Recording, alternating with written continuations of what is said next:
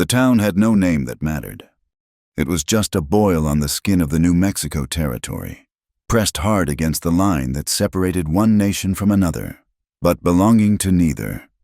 Men called it Tres Cruces, not for any holy reason, but for the 3 graves that marked the entrance. 3 men who had argued with the owner of the cantina over a game of cards. It was 1873. The war was over, but the killing had just found new ground. The air in Tres Cruces smelled of stale whiskey, unwashed bodies, hot dust, and the sharp, metallic tang of fear. The buildings were adobe, cracked and leaning, their porches sagging like the mouths of old drunks. Flies owned the place. They settled on the rims of glasses, on the dried blood in the street, and on the eyelids of the men sleeping off their tequila in the shade. Behind the largest cantina, the one run by a man named Silas Croft, was a livestock corral. It was not meant for cattle. This was where the auction took place, always at dusk, when the heat broke just enough for men to breathe, and the shadows grew long enough to hide their faces. Croft, a man whose tailored vest was stained with sweat and gravy, called it an indenture sale. He used words like debtor and contract. The men who gathered knew the truth. They were ranchers who had lost their wives to fever, railroad foremen managing crews of rough men, and miners who had struck veins of silver and veins of loneliness. They were here to buy flesh. A gate scraped open. 2 men, deputies who wore badges bought from Croft, shoved the evening's offering toward the small wooden platform. Her name was Rosa. She was 22 years old. Though the hardship of the last month had carved 10 more years into her face, she was thin, her brown skin stretched tight over high cheekbones, a map of fading yellow and deep purple bruises tracing her jaw and her arms. Her black hair was matted with alkali dust and blood. Her cotton shift was torn at the shoulder, revealing the sharp line of her collarbone. She stumbled on the hard-packed dirt, her bare feet scraping the ground. Her wrists were bound in front of her with fresh rawhide, the strips already tight and stinging in the dry air. She did not cry. She did not look down. When she reached the platform, she stopped. One of the deputies shoved her hard in the back. "Get up there, girl!" Rosa turned, slow and deliberate. She gathered what little moisture was left in her mouth and spat in the dirt, just missing the deputy's boot. He raised a hand to strike her, but Croft waved him off. "Easy, Jeb. Damage the merchandise. You lower the price." Rosa's gaze swept the crowd. There were perhaps 20 men. They were shadows in the dying light, their cigars glowing like angry eyes. She saw their hunger. It was the same hunger that had burned her village in Chihuahua. She stood straight, her chin high, and let her hatred be a shield. She remembered the smell of smoke. It had been early morning, the air cool and tasting of cornmeal. Then the riders came.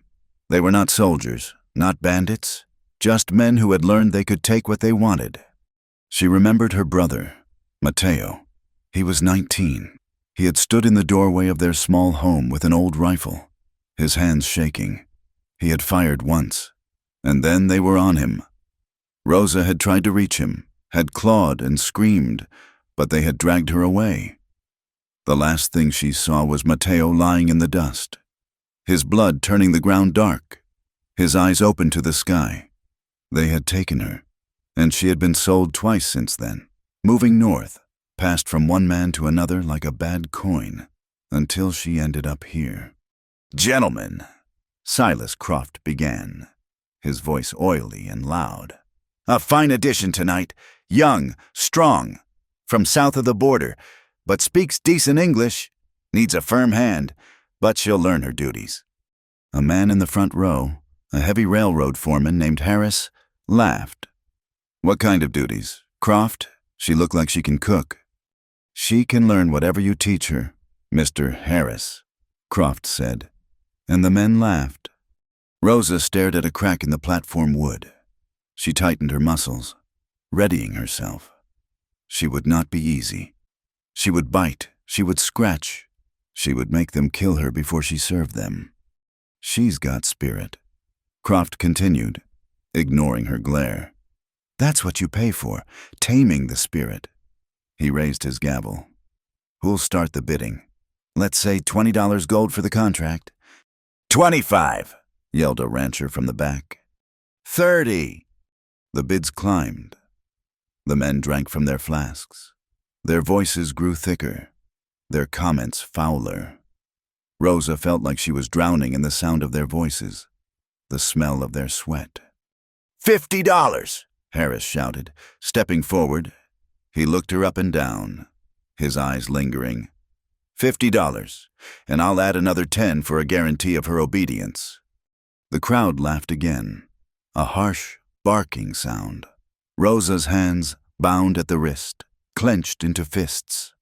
$50 from Mr. Harris, Croft beamed. A fine price for such a specimen. Going once. No one else moved. They were watching Harris, who was already pulling a leather pouch from his belt. Going twice. Rosa braced herself. She looked for something, anything, to use as a weapon. A loose rock, a sharp edge of wood.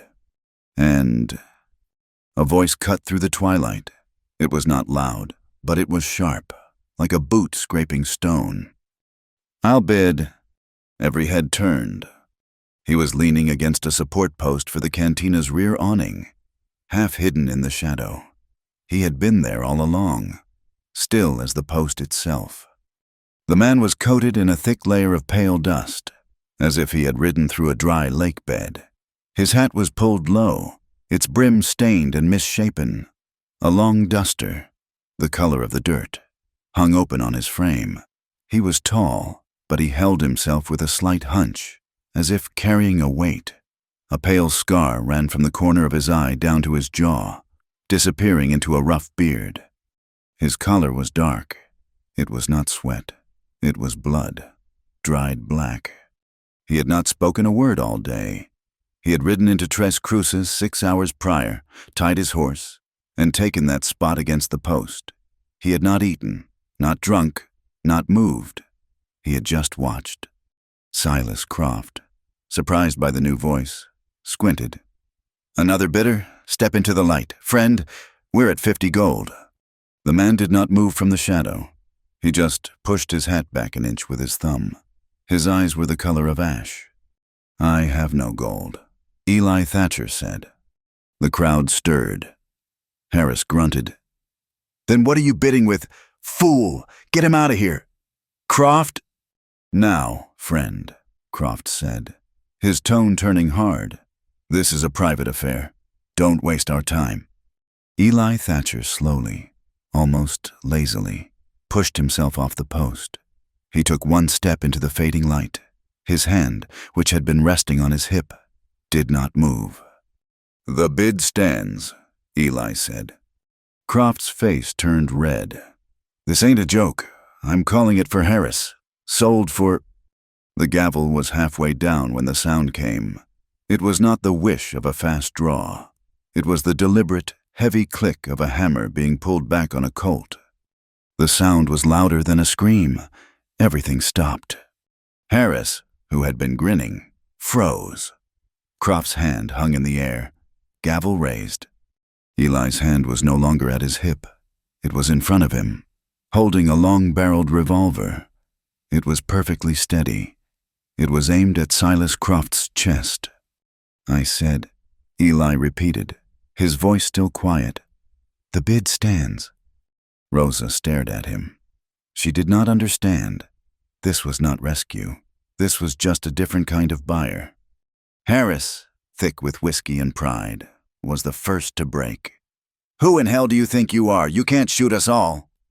He reached for the pistol tucked in his belt. He never cleared the leather. The shot from Eli's Colt was a physical blow. The sound hammered the air, echoing off the adobe walls. Harris was thrown backward, as if punched by a giant fist. He hit the dust with a wet, final sound. He did not move again. A woman screamed from inside the cantina. The men in the crowd yelled, diving for cover. A second man, a friend of Harris's, managed to pull his gun. He fired wildly, the bullet whining over Eli's head and punching a hole in the cantina wall. Eli turned, not rushing. He fired once. The man screamed, a high, thin sound, and collapsed, clutching his knee, blood gushing between his fingers. He was the crippled one. The rest of the crowd was gone, scrambling over the corral fence or disappearing into the cantina. It was over in 3 seconds. In the sudden, ringing silence, only 3 people were left standing. Rosa on the platform, Eli in the dust, and Silas Croft, who was shaking so hard his gavel fell from his hand. "You're insane," Croft whispered, his hands raised. "You've killed him. You're a dead man. The sheriff." Eli Thatcher walked forward. He did not raise his gun to Croft. When he reached the platform, he holstered the Colt, the metal scraping against the worn leather. Croft saw the movement and made his own mistake. He dove behind the small table, fumbling for a revolver he kept hidden there. Eli didn't draw again. He moved on to the platform in one long stride and kicked the table over.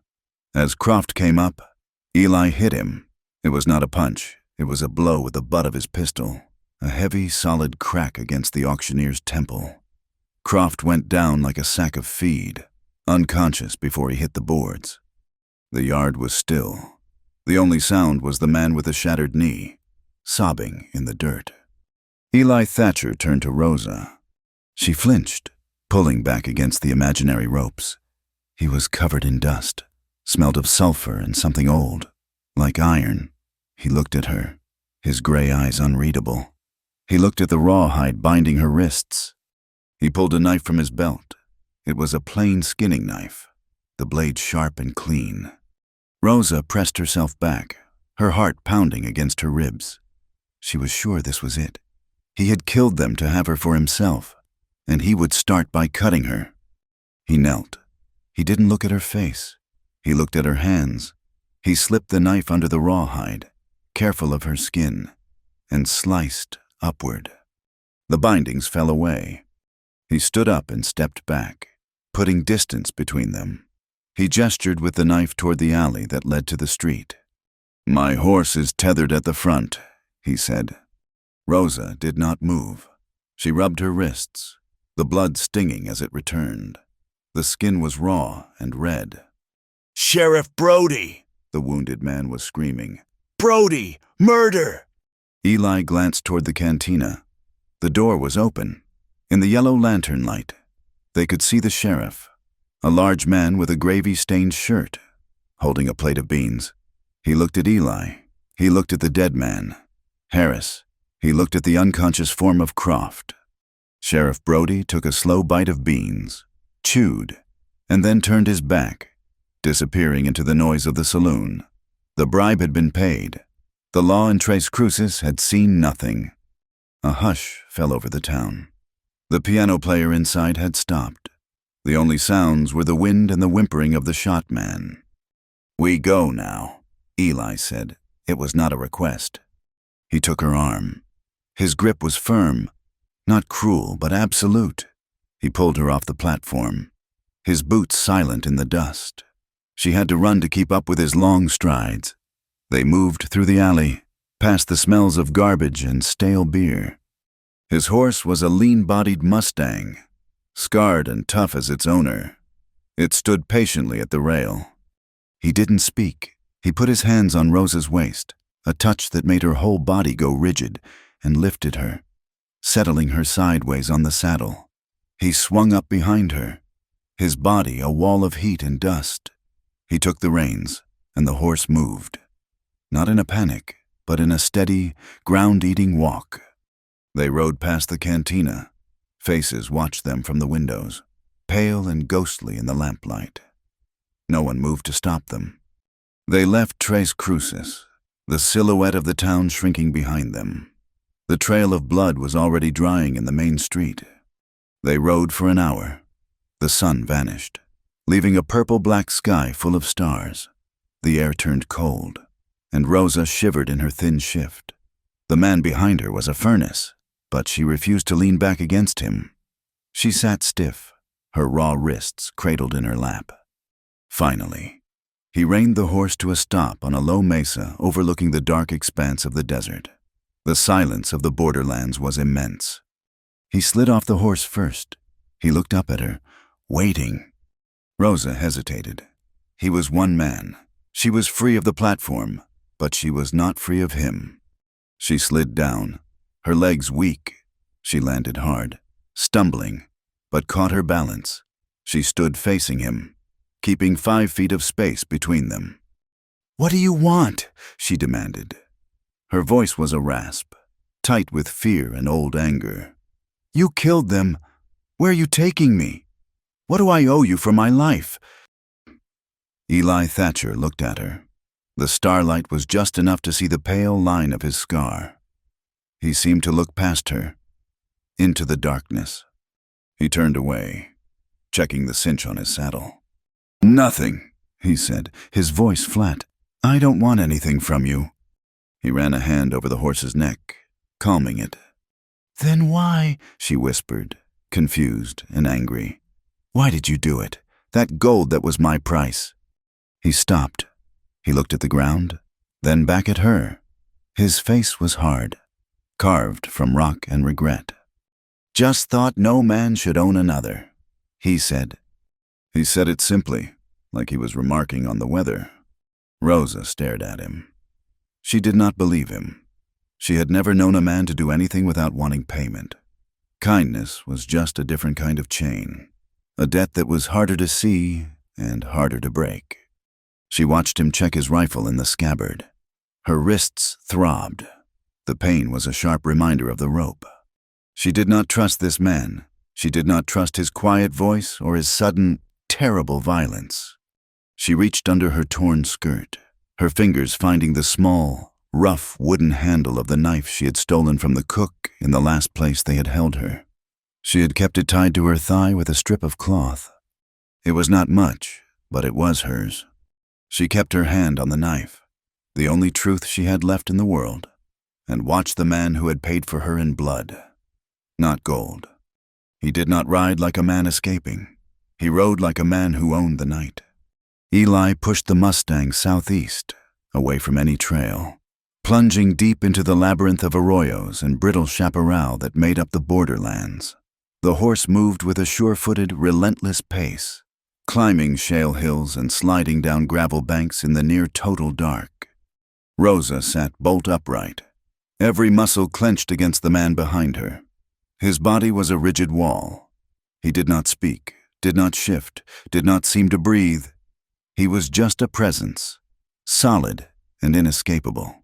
Her thin shift was useless against the cold desert night. The wind cut through the cotton, raising goose flesh on her arms and legs. She shivered, but the cold was nothing. It was the heat from his body, the nearness of it, that felt like a brand. She still had the knife. Her hand ached from gripping its handle. Around midnight, Eli reined in the horse in the shadow of a sheer rock face. He listened.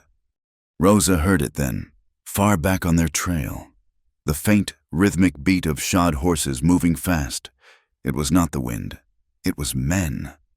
"They're coming," she whispered, her voice sharp with a new, cold fear. "They were always coming," Eli said. His voice was flat, with no surprise in it. He nudged the Mustang forward, not faster, but into rougher country. He was making for the rockiest, most broken land he could find, a place where their tracks would be scattered and hard to read. The posse, she knew who it would be. Friends of Harris, the railroad man.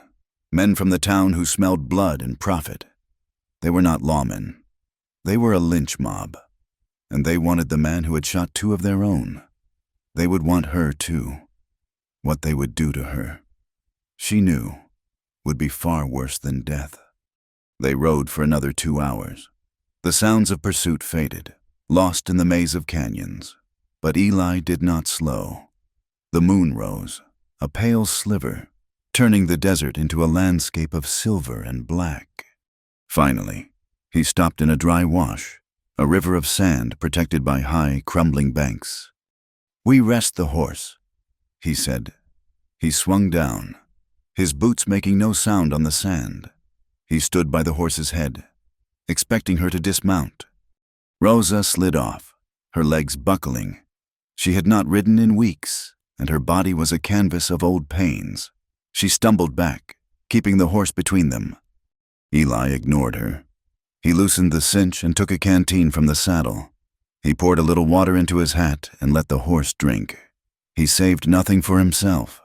He took a strip of dried beef from his saddlebag and chewed it slowly, his eyes scanning the rim of the wash. He was a creature of the dark. He seemed to belong to it. Rosa watched him, her heart a cold knot. This was her chance. He was focused on the horse, on the back trail. He was just one man. She began to edge backward, one slow step at a time, melting into the deepest shadows of the canyon wall. The sand muffled her footsteps. He did not turn. His back was to her, a broad, dark shape. She took another step, and another. Her hand was on her knife. She would not use it, not yet. She would run. She would take her chances with the desert. Thirst, snakes, the posse. They were all better than belonging to this man, this killer who spoke of freedom. She turned and ran. She ran hard, her bare feet stinging on the sharp gravel, her lungs burning. She scrambled up the loose bank of the wash, her fingers digging into the dirt. She reached the top and plunged into the dense brush. She did not know the land. She only knew she had to get away. The brush was a wall of knives. It was mesquite and catclaw, a dense thicket of thorns designed to hold and to tear. She pushed through it, and the branches snagged her shift, ripping the thin fabric. Thorns, long and curved as a hawk's talons, dug into her arms, her legs, her face. She cried out, a small, sharp sound, as a branch whipped across her cheek. The pain was immediate, burning. She tried to pull free, but she was caught. The more she struggled, the more the thorns dug in. The catclaw held her like a living thing, its woody arms wrapped around her waist and her hair. She was trapped. Panic, cold and absolute, flooded her body. She was back on the platform, bound in rawhide. She tore at the branches, the thorns sinking deeper into her palms. She was sobbing now, dry, ragged sounds of terror. A shadow fell over her. Eli stood there. He had not run. He had just walked, following the sound of her panic as easily as a wolf follows a rabbit. He looked at her, tangled in the thorns, bleeding from a dozen small cuts, her face streaked with tears and dirt. His expression did not change. There was no anger, no pity. There was nothing. He put his rifle down, took out his skinning knife, and knelt. Rosa flinched, pulling away, which only drove the thorns deeper. "No," she gasped. "Do not touch me. I will not." He did not speak. He grabbed the thickest branch, his leather glove protecting his hand, and began to cut. He worked with a slow, methodical patience. He cut the branches one by one, carefully, untangling her hair, pulling the thorns from her shift. He did not touch her skin. His movements were impersonal, efficient. He was freeing a trapped steer, not a person. When she was loose, she fell to her knees, shaking. He stood up, cleaning his knife on his pants. He put it away. He picked up his rifle. "The posse will see your blood on these thorns come morning," he said. "We go." He turned and walked back toward the wash. He did not offer a hand. He did not wait to see if she would follow. Rosa stayed on her knees for a moment, the shame burning hotter than the cuts. He had not scolded her. He had not hit her. He had not put a rope on her. He had just stated a fact. Her escape had endangered them both. She got to her feet, her body screaming with new pains. She wiped the blood from her cheek with the back of her hand. She looked at the open desert, dark and endless, and then at the black shape of the man disappearing down the bank. She followed him. She had no other choice. This time, when he lifted her to the saddle, she did not fight him. She was too tired. She felt the blood from her cuts, small and wet, drying in the cold. When he mounted behind her, she leaned back, just an inch, her body exhausted. She fell into a tense, waking doze, her mind blank with fatigue, The rhythm of the horse, the only thing left in the world. They rode until the first hint of gray light touched the eastern sky. They came to a place that did not look like a place. It was a crack in a high mesa, a narrow slot canyon hidden by a curtain of ancient, withered junipers.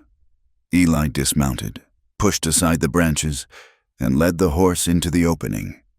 The canyon was no more than 20 feet wide, but it ran deep into the rock. It was a secret, safe place. A small stream, no wider than a man's arm, trickled from a fissure in the rock, pooling in a shallow basin before disappearing into the sand. At the far end was a shallow cave, a hollow in the sandstone carved by wind and ancient water. It was a fortress. No one would find them here by accident. His outlaw days. Rosa thought this was a place to hide from the law. Eli tended to the horse first, rubbing it down with handfuls of dry grass, letting it drink from the pool. He picketed it in the back of the canyon, where it could graze on the sparse bunch grass. Then he turned to her. Rosa had slid to the ground. She huddled against the canyon wall, as far from him as she could get, her arms wrapped around her knees. She was watching him, her eyes dark and wide in her dust-caked face. Her hand was under her shift, on the knife. Eli built a fire. He used dry twigs from the juniper, building a small, smokeless Dakota fire in a pit, so the flame and smoke would be invisible from the rim above. He put a small, blackened pot of water on to boil. He took out his saddlebags and laid out his supplies: hardtack, jerky, a small pouch of coffee, a tin of salve. He walked over to her. Rosa pressed herself harder against the rock, her knuckles white on the handle of her knife. He stopped 10 feet away. He tossed the tin of salve onto the sand near her feet. "For the cuts," he said. Then he tossed her a piece of jerky. "Eat." Rosa stared at the food and the salve, her stomach cramped with hunger. Her cuts stung and burned. She looked up at him. "I have no money to pay you," she said, her voice hoarse. Eli's face tightened. He looked at her for a long moment. "It is not a debt." "Everything is a debt," she spat. "A man gives a woman food. He expects payment. He gives her shelter. He expects payment. You killed for me. That is the biggest debt of all." "Then we will call it my debt," he said, turning away. "Not yours." He went back to the fire, poured hot water into a cup with a pinch of coffee grounds, and sat with his back to her, his rifle across his knees. Rosa did not touch the food. She did not touch the salve. She would not be bought. She would not indebt herself to this man. If she ate his food, she was his. She watched him. He did not sleep. The sun rose, filling the canyon with indirect light. The day grew hot. The flies found them. Eli sat by the dead fire, cleaning his pistol, his movements precise. He reloaded the empty chambers. Rosa's hunger became a physical pain, a twisting in her gut. Her thirst was worse. The sound of the small stream was torture. Finally, late in the afternoon, she could stand it no more. She crawled to the stream, well away from him, and drank, putting her face directly into the water, drinking until her stomach ached. The water was cold and clean. It gave her strength. She crawled back to her spot. The jerky was still there, covered in ants. She kicked it away. The sun set. The canyon grew cold again. Eli rebuilt the fire. He ate another piece of jerky, drank the last of the coffee, and he sat. He sat in the flickering firelight, but he was not there. Rosa watched him. His eyes were open, fixed on the flames, but they were seeing something else. His face, usually so controlled, was tight with a pain that looked old and deep. He was back in Tennessee. The mud was so thick it pulled the boots off a man's feet, pulled the shoes off the horses. He was wearing a gray uniform, threadbare and stained. He remembered the sound of the mini balls, that soft, wet thwack when they hit flesh. He remembered the screaming. He had fought for a cause he never understood, for men he despised. The war ended, but he had not. He was in Missouri, riding with bloody-handed men. They were not soldiers anymore. They were raiders. They wore the remnants of their uniforms and called their killing reprisal. But it was just murder and theft. He had been good at it. His hands were steady. His heart was cold. He had learned to kill without feeling. Then he was in Texas. He was standing in a dusty sheriff's office. His brother, Jesse, was in the cell behind him. Jesse, who was all wild smiles and hot temper, who had never thought past the next drink or the next card game. Jesse had shot a man in a saloon. Eli had tracked him for a week. "He's your kin, Eli," the sheriff had said, counting out the bounty. $20. "Kin don't make him right," Eli had answered, taking the coins. He remembered the look in Jesse's eyes. It was not anger. It was a terrible, broken surprise. "Eli, you?" Eli had turned and walked out. He never saw Jesse again. They hanged him 2 days later. Eli had taken that bounty money and drunk himself blind for a month. He had tried to die in a dozen border town fights, but he had lived. And he had carried that look in Jesse's eyes every day since. He had seen it on the auction platform. He had seen that same look, the look of a thing betrayed and trapped, in Rosa's face. Rosa watched the muscles in his jaw work. He was in his own hell. "They killed my brother," she said, her voice quiet in the small space. Eli's head snapped up, his eyes focused on her, pulling themselves back from a great distance. "He was 19, Rosa continued, speaking to the fire, not to him. "His name was Mateo. He was all I had. Our parents died of the fever. We had a small patch of corn, 3 goats. That was all." She picked up a small stone, her fingers tracing its rough edges. "The riders came at dawn. They were Americans. They wanted food and other things." Mateo stood in the door. He had our father's old rifle. It was not even loaded. He was shaking, but he stood there. Her voice was flat, a recital of facts. "He told them to leave us. They laughed.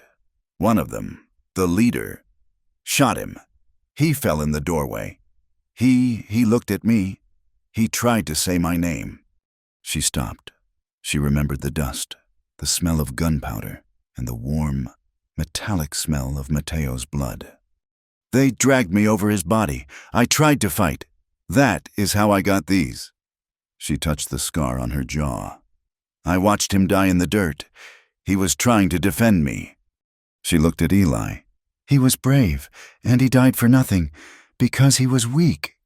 "He was not weak," Eli said, his voice a low gravel. "He was brave. Bravery is for men who win." Rosa said, "The rest of us, we just bleed." An uneasy peace settled between them, a shared quiet built on the ghosts they both carried. The next day, the sky turned a sick yellow-gray. The air grew heavy and still. By afternoon, the wind began to howl through the top of the canyon, a high, thin scream. "A storm," Eli said, standing up.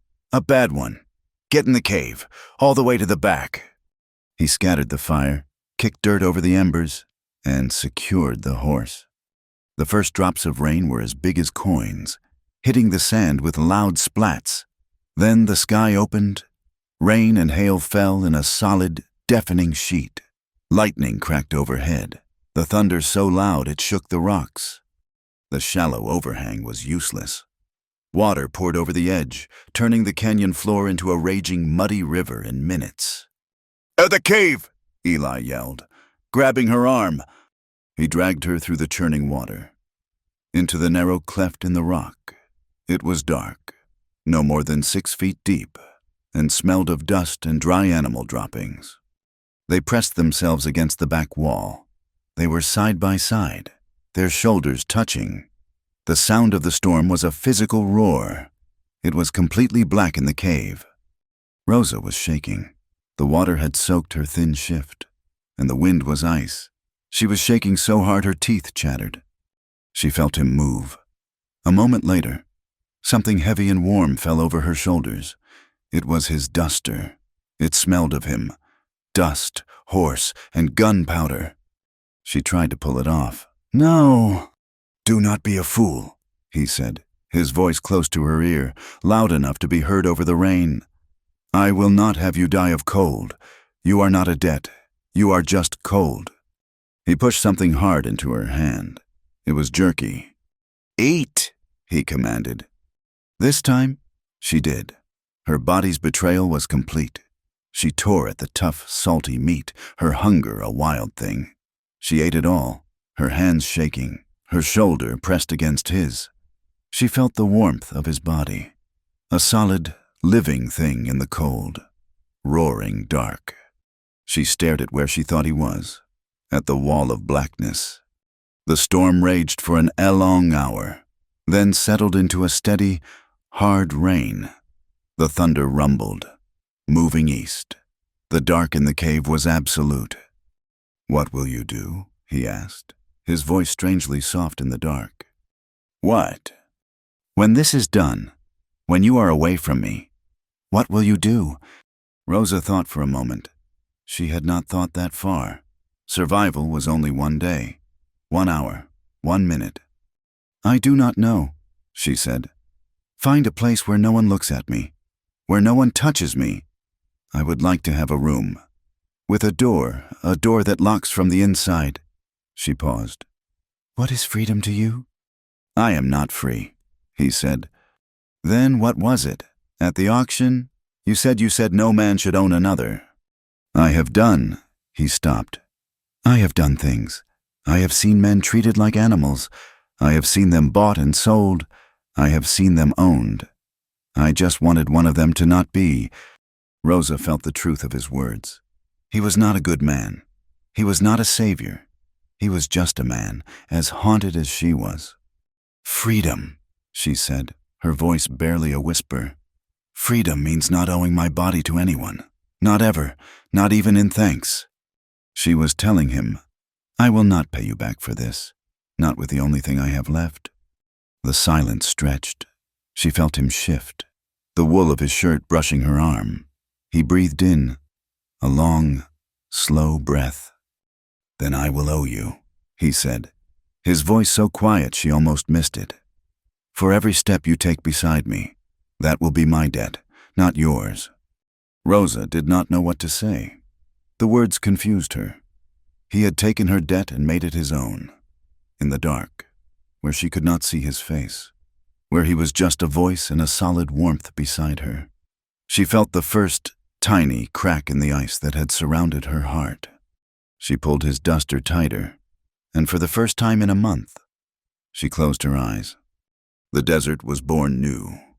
The storm had passed, scouring the air, and the morning broke clear and cold.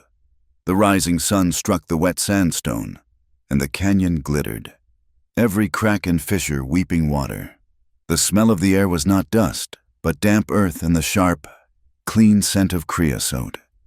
Rosa woke stiffly, curled on the dry floor of the cave. She was still wearing his duster. It was heavy with wool and warmth, and for a moment, she did not move. She felt safe. The feeling was so foreign it was a kind of pain. She heard a small sound and was instantly alert, her hand moving to the knife still tied to her thigh. Eli was at the mouth of the canyon, standing by the pool, which was now full and overflowing. The small stream a proper creek. He was watching the entrance, his rifle held loosely in one hand. He had not slept. She stood and walked out of the cave, the duster trailing around her bare ankles. The cold air hit her face. He heard her and turned. His eyes, which had been fixed on the world outside, settled on her. He looked at the duster, then at her face. He gave a single, curt nod. Rosa walked to him. She stopped a few feet away, her body still tensed, still wary, but the frantic terror of the thorn thicket was gone. She shrugged off the heavy coat and held it out to him. He took it. Their fingers did not touch. The rain has washed out their tracks, he said, pulling the duster on. It has washed out ours, too. For how long? A day, maybe 2. They will pick it up again. Men like that. They do not stop for weather. They will spread out. They will find us. He looked north, his gaze fixed on the high blue line of a distant mountain range. "We cannot stay here, and we cannot go south." Rosa knew what south meant. It meant Mexico. It meant the burned ruin of her village, the memory of Mateo's blood in the dust. She shook her head. "No, not south. North, then," he said. "There is a mining town, Silver Creek. It is deep in the mountains, hard to find." "What is there?" she asked. "Men," he said. He looked away, a flicker of that old, haunted pain in his eyes. "Men who owe me their lives. They will not be happy to see me, but they will give us shelter. They will have to." He turned to the horse. "We ride in 10 minutes. The journey changed. Before, she had been cargo, a thing he was transporting. Now, she was a companion, a silent one, but a presence nonetheless. He still lifted her onto the saddle each morning, his hands on her waist. The first time after the storm, she flinched, her muscles knotting at his touch. His hands were rough, calloused, but they were swift. They did not linger, did not press. They performed their function, to lift her, and then they were gone. They rode for 3 days, pushing the Mustang hard, then walking it, then riding again. They skirted the flatlands, keeping to the high, broken country, and in the long, silent hours, Rosa watched him. She had seen him as a killer. She had seen him as a ghost, haunted by his past. Now she saw the man.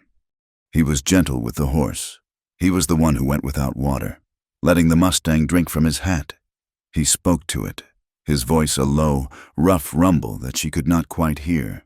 But the horse would nicker in response. When they made camp, he would rub the animal down, his hands moving with a slow, sure kindness, a tenderness he showed to nothing else. He would rest his forehead against the horse's flank, just for a moment, and breathe. He was a man of terrible, sudden reactions. On the second day, a dry branch snapped under the horse's hoof, a sound no louder than a breaking twig. Eli went rigid, his hand flashing to the colt on his hip, his body tense to kill. He was facing her on the saddle, and she saw his eyes. They were not focused. They were wide, seeing a threat that was not there. Then, just as quickly, the tension bled out of him. He let go of the gun, his shoulders slumping. He had flinched, not from fear, she realized, but from memory. The sound was too much like a rifle shot. He was like a trigger pulled, waiting for the hammer to fall. He touched nothing without cause. He moved through the delicate desert landscape without leaving a mark he did not have to. He did not idly snap a leaf from a bush as they passed. He did not rest his hand on a rock unless he needed it for balance. His world was divided into tools and threats. The horse, his gun, his knife, those he touched. Everything else he avoided, as if he feared his touch would contaminate it. Or perhaps, she thought, he feared it would contaminate him. He was a puzzle of violence and control, a killer who was gentle, a man of iron who flinched at a sound. He was, she decided, more broken than she was. On the 4th day, their supplies ran out. The jerky was gone, the coffee a memory. Eli's face was drawn, his lips cracked. "We need food," he said. "There is a town, a railroad stop, Ajo Springs. It will be rough, but we have no choice." Ajo Springs was not a town. It was a scar, a collection of raw lumber buildings and canvas tents, thrown up to service the men laying track for the Southern Pacific. It smelled of raw sewage, cheap whiskey, and unwashed men. Eli reined the horse behind the largest building, a false front saloon with a trough out front. "Stay here," he said. His voice was hard. "Do not move. Do not speak to anyone. Give me the reins." He handed her the canteen. "Drink." She drank, watching him. He pulled his hat low, his face disappearing in the shadow. He handed her the reins and walked toward the general store, his duster swirling in the dust. Rosa sat on the horse, her heart pounding. She was alone, in the open, She was still wearing her torn, dirty shift, though Eli's duster, which she had taken back from him for the cold morning ride, covered her. She was barefoot. Her hair was a matted tangle. She looked like what she was, a runaway. Men saw her. They stopped. They leaned in doorways, their eyes lingering, their mouths twisting in knowing smirks. She was a woman, alone, in a place with 500 men and no law. A man came out of the saloon, wiping beer from his mouth. He was a big man, a railroad foreman named Scanlon, his face burned red by the sun, his suspenders straining over a thick belly. He saw her. He stopped. He grinned. "Well, now," he said, his voice a drunken boom, "look what the wind blew in." He hitched up his pants and swaggered toward her. Rosa pulled back on the reins, and the horse shifted nervously. "You lost, little lady," Scanlon said. He was close now, close enough for her to smell the stale beer on his breath. He looked her up and down. "Or you just waiting for business?" Rosa said nothing. She stared at the pommel of the saddle, praying for Eli to return. "Not shy, are we?" He reached out and grabbed the horse's bridle. "What's the matter? You with that fella who just walked by?" He laughed. "He cannot service a woman like you. You need a real man." He stroked the horse's neck, his eyes fixed on Rosa. "How much for an hour? I got fresh minted gold." "Leave me alone," she whispered, her voice shaking. "Oh, she speaks!" Scanlon boomed, delighted. He let go of the bridle and grabbed her leg, his hand closing on her calf.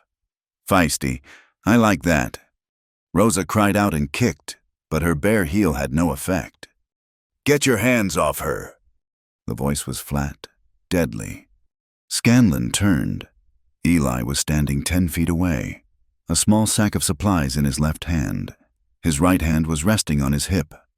"Well, now," Scanlon sneered, not letting go of Rosa. "This your property, friend? I'm just negotiating a price. She looks like she's open for—" He did not finish. Eli dropped the sack and moved. He was not fast. He was just immediate. He was there.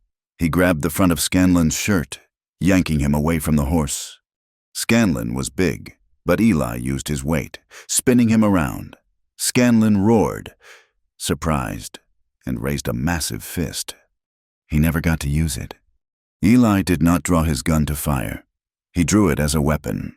The heavy, long barrel of the Colt came up and then down, a short, brutal arc, connecting with Scanlon's temple. It made a sound like a wet log splitting. Thud!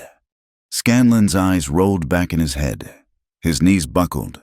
He fell face first into the thick, filthy dust of the street, and did not move. The street went silent. Men froze. The player piano in the saloon stopped. Then the yelling started. Men poured out of the saloon, out of the tents. "Scanlon's down." "What happened?" "It was him, that cowboy." A crowd formed. 20 or 30 men, all hard, all angry. They saw Eli, his gun still in his hand, breathing hard. They saw Rosa on the horse, her face pale with terror. They saw Scanlon, unconscious and bleeding in the dirt.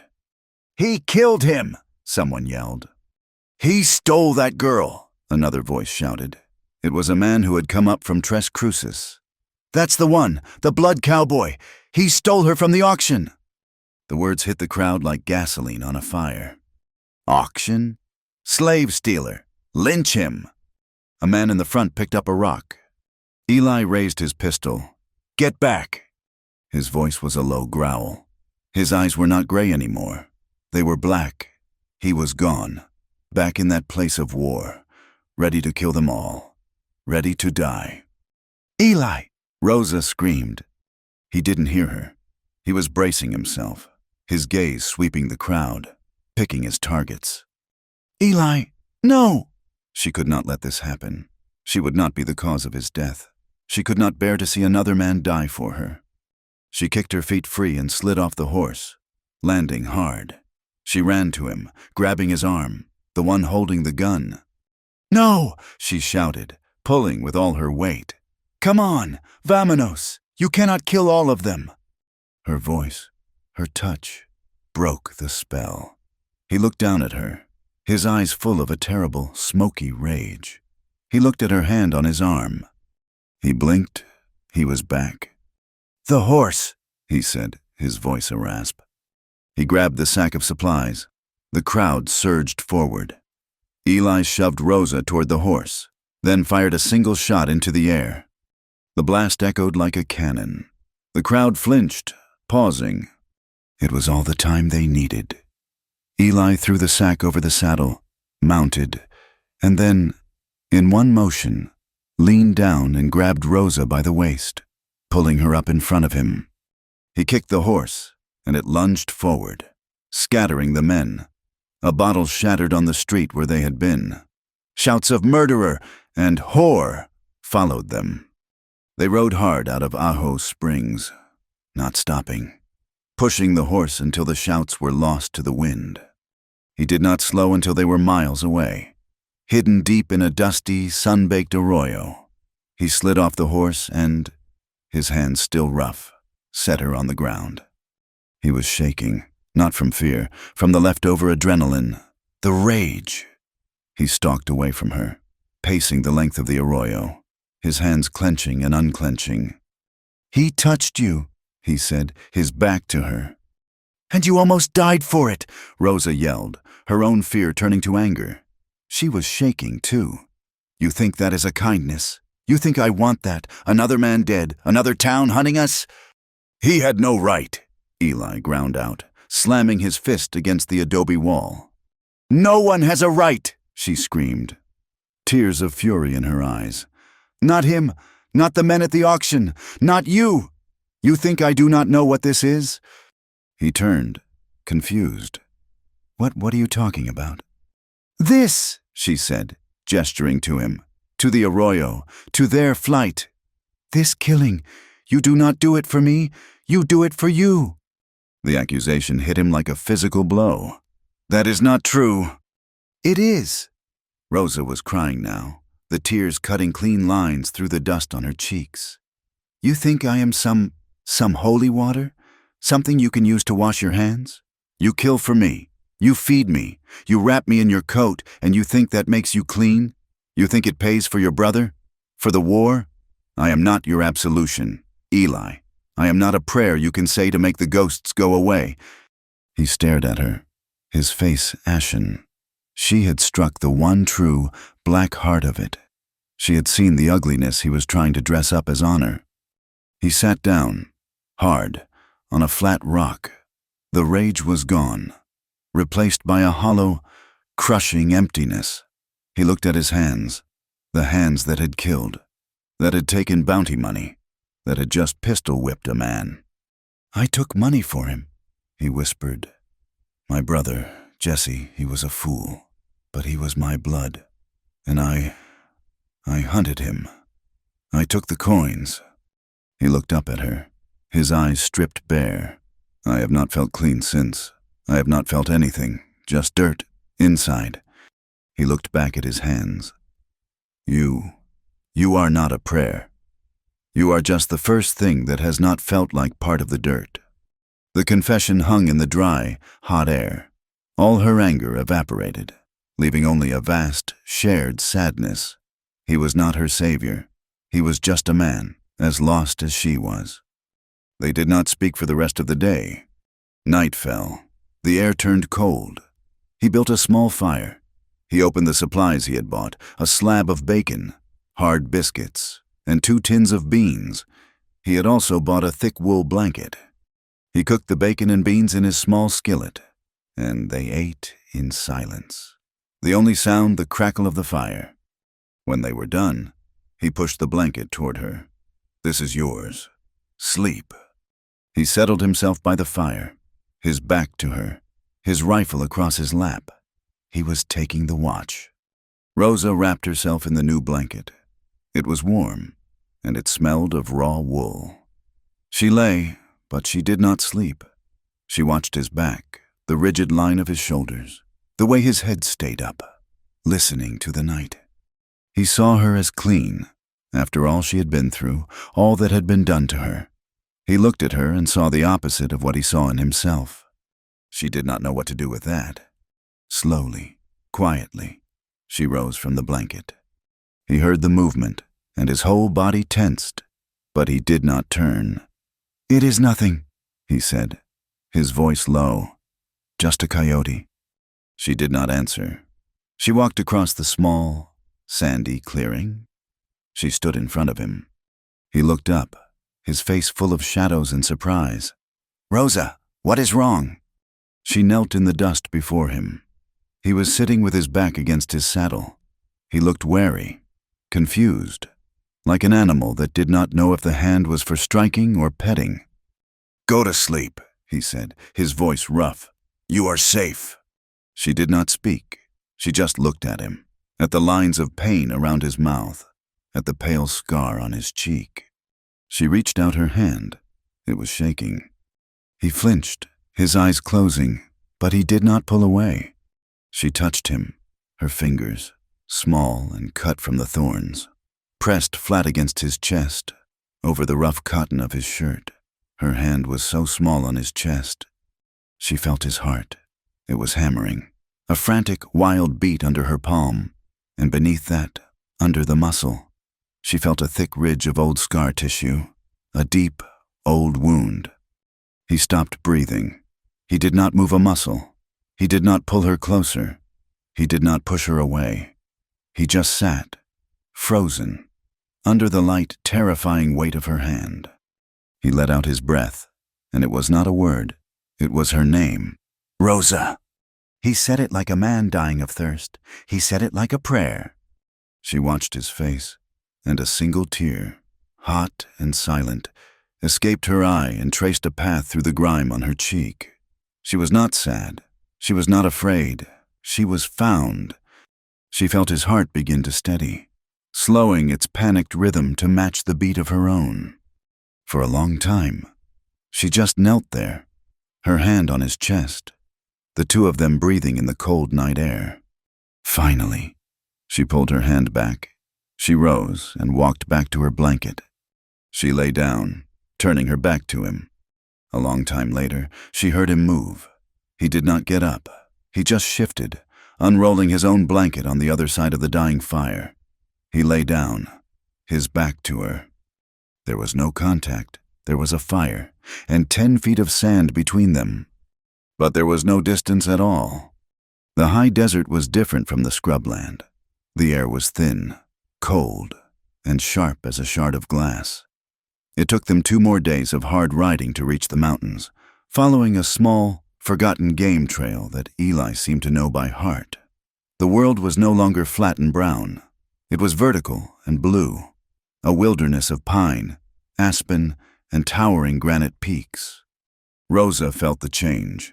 The silence here was deeper, heavier. In the desert, she had feared the open, empty spaces. Here, she feared the closeness of the trees, the sudden, plunging canyons, the way the shadows gathered in the afternoons, cold and purple. Eli had bought her a pair of boys' boots and a split wool skirt in Ajo Springs, along with a blanket. She no longer rode with her legs dangling in the thin shift. She rode astride, behind him, her hands resting lightly on his hips. It was a new, practical intimacy. After that night in the arroyo, the space between them had vanished. They were just 2 people, bound by a shared destination. On the 5th day since Ajo Springs, they came over a high pass. Below them, clinging to the steep side of a mountain, was Silver Creek. It was not a town, but a wound, a raw, noisy gash of mud, raw lumber, and smoke. It was built on stilts and precarious ledges, 1 street of saloons, assay offices, and general stores, all servicing the silver mines that pocked the mountainside. The constant, thudding heartbeat of a stamp mill echoed up the valley, a noise so loud it felt like a blow to the chest. Men were everywhere, men in canvas trousers, their faces pale with rock dust, men in tailored suits, gamblers and investors, men with guns on their hips, hard eyes, and no pasts. Eli reined the horse in at the tree line, his eyes scanning the chaotic streets. He was tense, his body rigid. "Stay here," he said, his voice low. "No." Rosa's voice was firm. She slid off the horse's back before he could stop her. Her legs were steady. "I am not cargo. I do not wait in the trees like a pack animal. I walk beside you." He looked at her, surprised by the steel in her voice. He saw her chin was high, her gaze fixed on the town. She was no longer the terrified girl from the auction platform. She was someone else. He gave a single sharp nod. "Beside me, then, but stay close. Do not speak." He led the horse, and she walked at his shoulder. They moved down the muddy main street, and the town swallowed them. The noise was deafening. The stamp mill's thud, thud, thud was punctuated by the rattle of ore carts and the distant, muffled crump of dynamite. People stared. They stared at Eli, at his scarred face, his duster, his flat-brimmed hat. They stared at Rosa, at her dark skin, her black hair, her mix of worn clothing, in this high, cold, predominantly white camp. She was an exotic, unwelcome sight. Rosa felt their eyes. They were not hungry, like in Ajo Springs. They were cold, assessing. She felt like a piece of strange ore, being weighed for value. Eli ignored them. He was searching. He tied the horse to a rail outside a 2-story building that had Marshall painted on a new plank of wood. "Inside," he said. He did not knock. He pushed the door open. The room was small, hot from a pot-bellied stove. A man was at a desk, his back to them, writing in a ledger. He was broad-shouldered, with a neat, dark beard. "We are closed," the man said, not turning. "Caleb," Eli said. The man froze. The scratching of his pen stopped. Slowly, he put the pen down. He turned in his chair. His face was hard, weathered, but his eyes were sharp. He wore a clean wool vest and a small, tin badge. He stared at Eli as if he were seeing a ghost. "Eli," he breathed. "My God, I heard you were dead. I heard you got yourself hanged in Arizona." "Not yet," Eli said. He did not smile. He gestured to Rosa, who stood just inside the door, her back to the wall. "This is Rosa. We need a place to stay.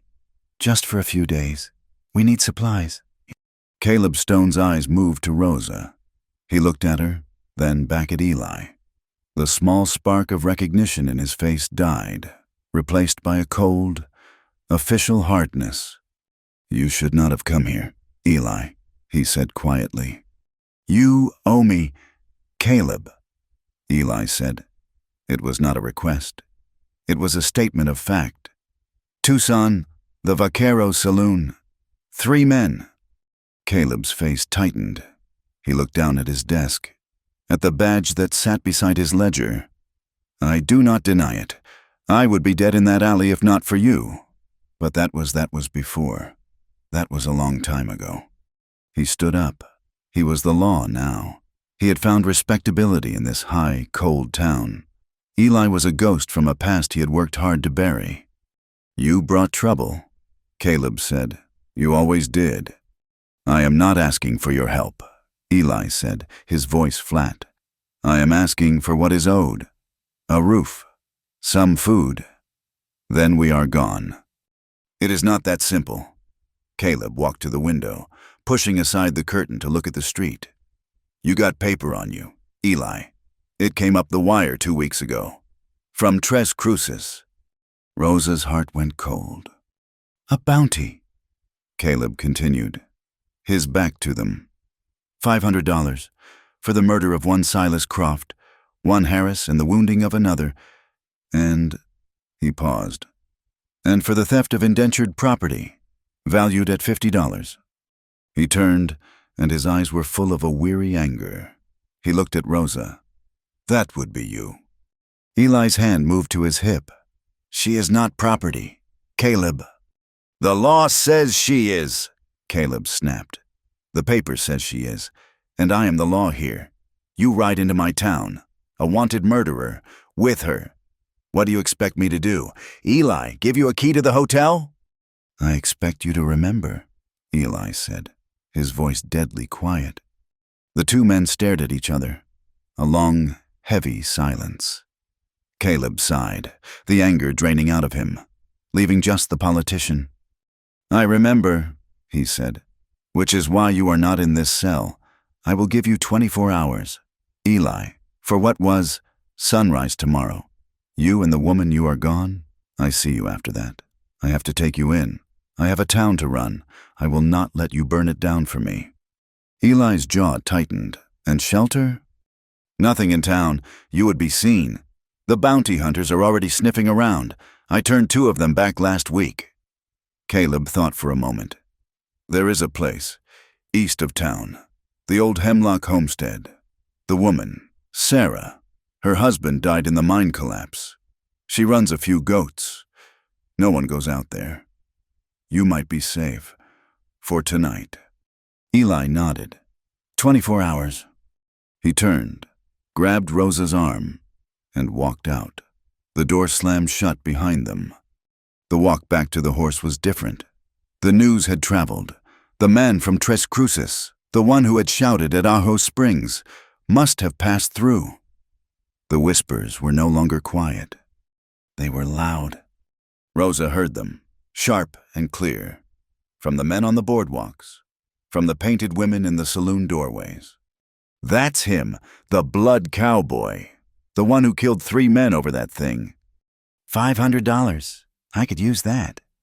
Look at her. The half-breed, the stolen woman? That's what he brought here?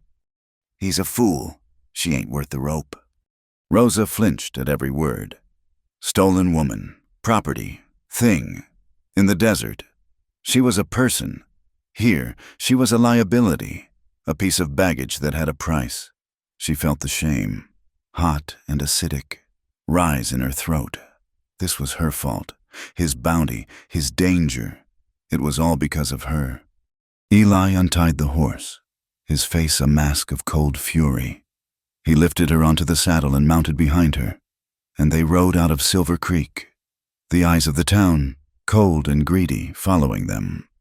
The Hemlock homestead was a mile up the canyon, a small, sagging cabin and a lean-to barn, huddled against the wind. A thin ribbon of smoke rose from the chimney. A woman in a gray wool dress, her face prematurely aged by grief and hard work, stepped onto the porch, a shotgun in her hands. That's far enough, she called out, her voice thin but steady. Eli reined in. Ma'am, my name is Eli Thatcher. Marshal Stone sent us, said you might have shelter for the night.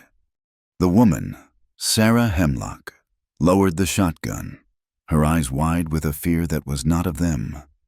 Thatcher, she whispered. She stepped off the porch, walking toward them, staring at Eli's face. It is you, she said, her voice full of a strange awe.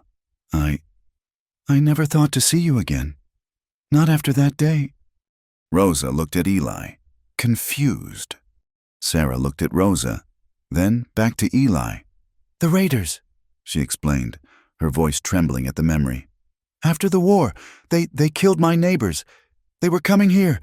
My husband was at the mine. It was just me and my boy. She looked at Eli. And you came. You rode out of the trees. There were 6 of them. You were a hard man. Mr. Thatcher, I watched from the window. The sound I thought you were as bad as they were. She clutched her hands together. But you killed them all. You saved us. And then you rode away. You never even asked for food. Eli shifted in the saddle. He hated being remembered. Ma'am, we just need a place, out of the wind. Of course, Sarah said, snapping back to the present. The barn, it is not much, but the hay is clean. I can bring you some stew. It is the least I can do. She looked at Rosa, and her face softened with a woman's pity. She saw the rags, the fear, the exhaustion. You can both have the barn. You will be safe there. The barn was small, but it was tight against the wind. It smelled of dry hay and goats. It was the first real roof they had been under in over a week. Eli secured the horse, then checked the barn door. The single window. He was a wolf in a trap, testing the bars. Sarah Hemlock returned, as promised, with a steaming pot of stew, 2 spoons, and 2 more thick wool blankets. He is a good man," Sarah whispered to Rosa, as Eli checked the perimeter outside. "But it is a dark goodness. Be careful of him, child." She hurried away, as if afraid to be near him for too long. They ate in silence. The stew was hot, thick with potatoes and a little meat. It was the best thing Rosa had ever tasted. The warmth spread through her, but it could not touch the cold knot in her stomach. She watched Eli. He ate, but his eyes were on the door. He was listening. He was ready. She put her spoon down. "They will let you be if you give me up." He stopped, his spoon halfway to his mouth. He did not look at her. "What?" "I heard them," Rosa said, her voice flat. "In the town. Stolen woman. Property. That is what I am. The bounty is for you, but it is because of me. I am the stolen property." She took a breath. If you ride back to that marshal, if you give me up, tell him I am the property. They will let you go. They only want you because you stole me." He put his bowl down, his movements dangerously slow. "Turn you in," he said. The words were dead. "I will go," she insisted, her voice rising with a desperate urgency. "I will walk away. You can tell them I ran. You have done enough. You do not owe me this. I will not be the rope around your neck." He stood up so fast he knocked over the pot. The stew spilled into the hay. He did not notice. "Give you up," he said, the words tasting like poison. He paced the small barn, his boots kicking up dust. "I told you, you are not a debt." He slammed his hand against a support beam. "You are not something I give." He stopped, his back to her. "I paid in blood at that auction. Rosa, I told you, not for you, for me, for the chance to stop being what I was. If I give you up, if I let you walk away, then I am still that man. Then the blood was for nothing. Just another killing. Just more dirt." The air in the barn was thick, unbreathable. He had tied his soul to her. She had accused him of it in the arroyo, and he had not denied it. And now he was stating it as a fact. Her freedom was his redemption. She looked at him, at his broad, rigid back, at the man who saw her as clean, the man who saw her as his last, desperate chance to be a good man. But he had not seen her. Not really. He had seen an idea. She had to show him. She had to show him what he was truly saving. "Eli," she said. Her voice was quiet. He turned, his face a mask of raw pain and anger. She stood in the dim, golden light of the single lantern Sarah had left. The straw was soft under her boots. Slowly, her hands trembling, she reached for the buttons of the worn calico dress Sarah had given her. She undid the first, then the second. "Rosa?" he said, his voice a low warning. "What are you—" She did not answer. She undid the last button. She shrugged her shoulders, and the dress slipped from her, pooling in a dark circle at her feet. She stood before him in her thin, Mifflin chemise. And then she removed that, too. She stood naked in the straw light. He stopped breathing. Her body was not the clean, untouched thing he had imagined. It was a map of her life, a testament. The new cuts from the thorn thicket were red, angry lines on her arms and legs. The old, fading bruises from the auction were a blotch of yellow and purple on her ribs. And underneath, there were the old scars, a long, puckered white line that ran from her breastbone to her hip, the mark of an old knife fight, a cluster of small, round, silver scars on her left shoulder, old burns, perfect circles, a dozen other pale marks, reminders of a life of brutality, a life of being owned, used, and discarded. She was trembling. Not from cold, but from the terror of this final, absolute vulnerability. But her chin was high. She would not cry. She would not look away. "Is this what you want?" she whispered, her voice brittle. "Is this the clean thing you see? They all wanted this. Harris, Scanlon, the men who killed Mateo. They all wanted to own it." Her voice broke. "Just a little. But it is not clean. Eli, it is broken. It does not even belong to me." She took a shuddering breath, offering him the final, terrible truth. "Even if I do not belong to anyone, not even myself?" Eli stood frozen. He was a man who had seen death. He had seen the insides of men. He had seen the horrors of war, but he had never seen this. He had never seen this kind of courage. This was not a seduction. It was a confession. It was an execution. She was showing him the truth and daring him to turn away. He did not look at her with pity. He did not look at her with lust. He looked at her with a raw, painful, unbearable reverence. He saw the strength it had taken to survive those scars. He saw the pride that kept her standing there. He did not step forward to take her. He did not turn away in shame. He answered her question. He knelt. He sank to his knees in the straw, his eyes level with her scarred ribs. He was a man in prayer, not for his own absolution, but in worship of her. He reached out a hand. It was shaking, his rough, calloused, killer's hand. He did not touch her skin. He did not grab. He did not possess. His fingers hovered, then gently, reverently, traced the air just above the long, pale scar on her side. He was touching her without touching her. He was witnessing. His voice was thick, broken. "You belong." He looked up, and his eyes were wet. "You belong where you choose." A sob tore from her throat, a sound she had not made since Mateo died. It was not a sound of fear. It was a sound of release. The ice that had held her together for so long finally broke. He rose, slowly, and he did not pull her into a hard embrace. He just opened his arms. She fell into him. She pressed her face against his chest, her hands clutching his rough shirt. She wept. She wept for Mateo, for her village, for the men at the auction, for the scars. She wept for the girl she had been. He held her, his arms, strong and trembling, wrapped around her, his hand cradling the back of her head. He was holding her as if she were made of glass. He was terrified of breaking her, and he knew she was already broken. It was not passion. It was not lust. It was a trembling, desperate closeness. He lowered them both, slowly, onto the clean pile of hay. He pulled the wool blankets over them, wrapping them in a shared cocoon. They lay together in the dark. He held her while she cried, his chin resting on the top of her head. She clutched his shirt as if he were the only solid thing in the world. It was not possession. He had not taken anything from her. It was surrender.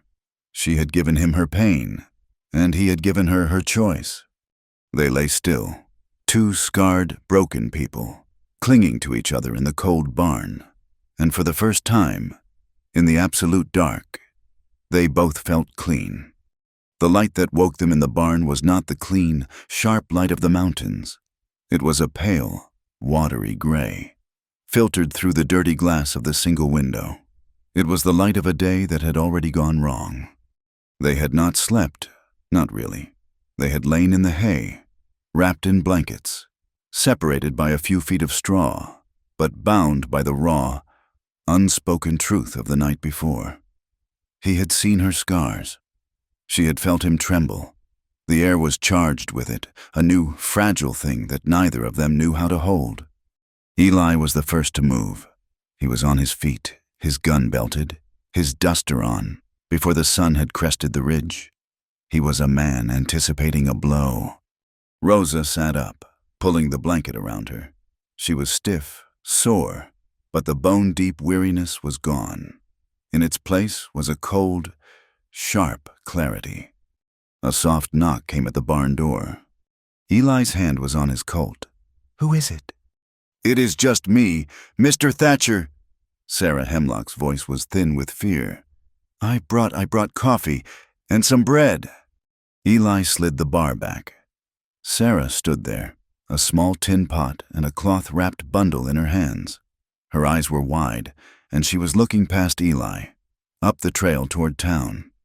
"They are here," she said, her voice a low whisper. "3 of them. Rode in just before midnight. They are at the marshal's office right now. I heard them. They were asking about a man with a scar, and a dark-haired woman." Eli took the pot from her, his face granite. "Thank you, ma'am. You have done more than enough. You should go back inside. Lock your door. Do not come out, no matter what you hear." "Godspeed, Mr. Thatcher," she whispered, and fled back to the safety of her cabin. Rosa was already on her feet, pulling on the boots he had bought her. She divided the bread, stuffing half in her pocket and handing him the other. He took it, his eyes on the trail. "Marshal Stone gave us until sunrise," Eli said, more to himself than to her. "Sunrise is now," Rosa said quietly, as if summoned by her words. A rider appeared on the trail. It was Caleb Stone. He was not riding hard, but his face was set, his duty weighing on him like a shroud. He reined in 20 feet from the barn. He did not dismount. "Eli!" he called out, his voice flat. Eli stepped out of the barn, his coffee untouched. Rosa stood just behind him, in the shadow of the doorway. "They are here," Caleb said. "Lonigan, and the Pierce brothers. They are bounty men. Eli, not just riders. They are professionals. They came in on the midnight train, hired horses, and went straight to my office. They already had the bounty papers." "So you are here to take us in," Eli stated. Caleb looked down at his saddle horn. He looked like a man who hated his own skin. "They know you are here, or they know you were. The whole town is buzzing. That widow, she is the only one who would take you in. It was not a hard guess for them." He looked up, his eyes meeting Eli's. "They are at the saloon, having breakfast. They think they have you trapped. They think I'm pinning you here for them." "And are you?" Eli's voice was dangerously soft. "I told them I would handle it," Caleb said. "I gave you my word. 24 hours. The debt is paid." He gestured with his chin to the east, toward a high, jagged pass above the cabin. "That's Hemlock Pass. It is a goat trail, mostly, but it will take you over the range, put you down into the San Juan Basin. It is the only way out of this valley. They are not watching. They are waiting for you on the main road, south and west." "You are letting us go," Rosa whispered. Caleb's eyes flickered to her. "I am giving him the head start I promised. 10 minutes. That is all I can do." He looked back at Eli. "They are killers. Eli, Lonigan especially. I have heard of him. He is not in it for the gold. He is in it for the work." "We will be gone," Eli said. "Eli," Caleb said, his voice dropping. "Just be careful. The man you were, he would have been a match for them. I do not know who you are anymore." He turned his horse. 10 minutes. Then I tell them you fled." He rode away without looking back. They moved fast. Eli saddled the Mustang, his movements quick and precise. Rosa tied the blankets and the meager supplies behind the cantle. "Eli?" Her voice was sharp, cutting through the morning cold. He stopped, turning to her. "This is wrong," she said. "It is the only way." "No, it is the only way for us. It is not the only way for you." She stepped close to him, her eyes fierce. She was no longer asking. She was reasoning. A general planning a retreat. "They want 2 things," she said, her voice low and fast. "They want the blood cowboy for murder. That is you, and they want the stolen property. That is me. If we ride together, they have one target. They will catch us. That horse is tired, and it carries 2. I am not leaving you," he said, his voice a low growl. "You will not be leaving me," she insisted. "You will be doing what I choose. You said it. You said I belong where I choose." She grabbed the front of his duster. "I choose for you to live. You ride hard. Go south. You are one man. You can outrun them. I will go north, into the woods. I can hide. I have hidden my whole life. When they lose you, they will look for me, but I will be gone." She was desperate, using the only weapon she had, his own promise. "You have done enough for me. You paid in blood. It is done. I release you. Do not be the rope around my neck. Let me go." He looked at her, his face unreadable. He saw her courage, the fierce intelligence in her eyes. She was willing to sacrifice herself, not as a victim, but as a soldier. He put his hands on her shoulders. His grip was hard, painful. "I paid in blood," he said, his voice rough, full of a terrible, final resolve. "I told you, it was not for you. It was for me, for the chance that maybe I could stop being what I was. If I let you go now, if I ride away, what was the point? It was all just killing." He pulled her closer, his forehead resting against hers. "I am not that man anymore. I will not be that man again, not even for you." He let her go, his voice softening. "We ride together, or we die here. I will not leave you. That is my choice." Tears sprang to her eyes, hot and angry. "You are a fool," she whispered. "I know," he said. He lifted her onto the saddle, then swung up behind her. "Hold on."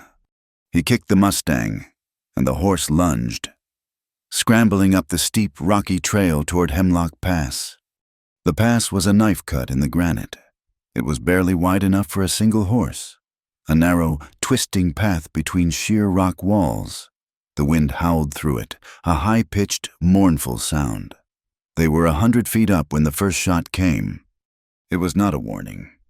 The bullet sparked off the rock face, inches from Eli's head. The sound of the rifle, a heavy boom, echoed through the pass, rolling like thunder. The horse screamed, rearing in terror. Eli fought it, his body shielding Rosa. "They were waiting!" Rosa cried, her voice torn by the wind. "Caleb did not betray us," Eli yelled, his eyes scanning the rocks above. "They were smart. They split up." Another shot. This one kicked up dirt at the horse's feet. "Get off!" Eli swung down. Pulling Rosa with him, he slapped the horse hard on the rump. "Go! Hya!" The Mustang, terrified, bolted up the pass, carrying their supplies with it. "Crawl!" Eli shoved Rosa toward a cluster of boulders. "Stay down!" A voice, high and mocking, floated down from the rocks above. "Well now, looky here, Pierce, we treed them both." Eli pulled his rifle from the scabbard on his back. He had slung it there instead of leaving it on the saddle, and levered around. He fired a shot toward the voice, the sound swallowed by the wind. "That's him!" another voice yelled. "The blood cowboy!" "He is just a man!" a third voice bellowed. And this voice Rosa knew. She went cold. Her breath hitched in her throat. It was the voice from her nightmares, the voice that had laughed as her village burned. A man stepped out onto a ledge 50 yards above them, his silhouette dark against the gray sky. He was broad, wearing a long buffalo coat, a heavy rifle in his hands. It was Lonigan, the man who had captured her, the man who had dragged her, bound, from Chihuahua, the man who had killed Mateo. "Hello, little dove," Lonigan called down, his voice full of a sickening familiarity. "Thought you could fly away. I told you I would find you, no matter where." Rosa was paralyzed. She was back in the dust, her hands tied, watching her brother bleed. She could not move. She could not breathe. "Rosa!" Eli yelled. He shook her, hard. "Rosa, snap out of it! I need you!" A bullet splintered the rock near his hand. One of the Pierce brothers was moving along the rim, trying to get a crossfire. "I am going to draw their fire," Eli said, his voice tight. When I shoot, you run. Run to that next set of rocks. Do you understand? No, Do you understand? He roared. She nodded, her eyes wide with terror. Eli took a breath. He raised his rifle, stepped out from behind the boulder, and fired twice, fast, at the rim. Now, he yelled. Rosa scrambled, sliding on the loose shale, her hands raw, and dove behind the next boulder. Crack! Eli fired again. He was a machine, calm, precise. Thwack! It was a sound like a wet axe hitting wood. Eli grunted, a sharp, sudden sound of agony. He staggered, his rifle falling from his hands. He looked down, a strange surprise on his face. A dark, wet stain was spreading with horrifying speed across his left thigh. He tried to take a step, but his leg was not there. It buckled. He fell, hard, onto the rocky trail, his body skidding on the gravel. He tried to push himself up, his face pale and twisted in pain, but he could not. The shooting stopped. The silence was absolute, broken only by the high, thin shriek of the wind. Rosa stared, her mind blank. Eli was down. He was bleeding. Well, Lonigan's voice was casual, amused. He stepped out from his cover, walking slowly down the trail toward them. One of the Pierce brothers was behind him, his rifle ready. That just got a whole lot easier. Lonigan stopped 20 feet from Eli, who was trying to reach for the Colt on his hip. Lonigan laughed and kicked the pistol away. It skittered across the rocks, stopping near Rosa's hiding place. All that fight, Lonigan sneered. All that blood you spilled. And for what? You just bleed out like a stuck pig in the dirt, same as her brother. He looked over at Rosa, who was huddled, shaking, behind the rock. It is over, girl. You come on out. We are going back. I got a man in Santa Fe who pays double for spirited ones like you. Eli was trying to speak, blood on his lips. Run! He choked out. Rosa, run! Lon Note Agin raised his rifle, pointing it at Eli's head. Shut up, Cowboy! You are done! Rosa looked at Lonigan, at the man who was the source of all her pain.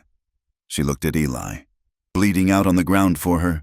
She saw Mateo in the dust. She saw the auction platform. She saw the scars on her own body. A sudden, terrible calm settled over her. The shaking stopped. She was done running. No, she said. Lonigan turned, surprised. What did you say? Rosa stood up. Her face was a mask of cold, ancient hatred. I said no. Lonigan grinned. Brave. I like that. He lowered his rifle. Come here, girl. Rosa saw it. Eli's skinning knife. It was in the sheath on his belt. He was lying on his side, the handle of the knife pointing right at her, not 5 feet away. She took a step, then another. She was walking toward Lonigan, her eyes locked on his. That is right, he cooed. Come to me. We got a long ride ahead. The Pierce brother, bored, was looking up the pass, watching for the horse. Rosa took one more step, and then she moved. It was not a lunge, it was a blur. She dove past Lonigan, her hand snatching the knife from Eli's belt. She had it in her hand, the blade heavy and balanced. Lonigan grunted in surprise, turning, raising his rifle. He was too slow. She did not stab. She did what she had seen Eli do. She did what she had dreamed of doing to every man who had ever touched her. She drove the heavy skinning knife up, under his chin, with all the force of her body. She put her hatred, her grief, and her rage into that single upward thrust, and she pulled. The sound was not a scream. It was a wet, choked gurgle. Lonigan's eyes went wide, his face a mask of total, absolute shock. He dropped his rifle. He clutched at his throat, but there was nothing to hold. Blood poured between his fingers. He fell to his knees, and then pitched forward onto his face. Dead. The Pierce brother stared, his mouth open, He had never seen anything like it. He raised his rifle. A shot echoed from down the pass. The Pierce brother looked surprised, clutched his chest, and toppled backward. Rosa looked, her hand still holding the bloody knife. Caleb Stone sat on his horse, 50 yards down the trail, his pistol still smoking. He looked at Eli on the ground. He looked at Lonigan's body. He looked at Rosa, covered in blood, holding the knife. He slowly reholstered his pistol, his face pale. "My 10 minutes was up," he said, his voice hoarse. He turned his horse. "I saw nothing. I found 2 dead bounty hunters. The other one must have got away." He rode away. The wind was the only sound. Rosa dropped the knife. She fell to her knees, shaking so violently she could barely crawl. She reached Eli. He was unconscious. His face was a waxy, grayish white. The pool of blood around his leg was terrifyingly large. "No," she whispered. "No." She dragged him. He was a dead weight. She hooked her arms under his, her feet slipping on the shale. She dragged him backward, into the cleft of rock where she had hidden. She tore off her own skirt, the one he had bought her, and packed the wool tightly against the wound.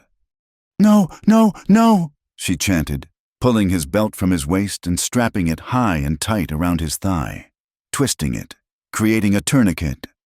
The bleeding slowed, but he was still so pale, so still. She grabbed the supplies from Lonigan's body, his canteen, his small pack.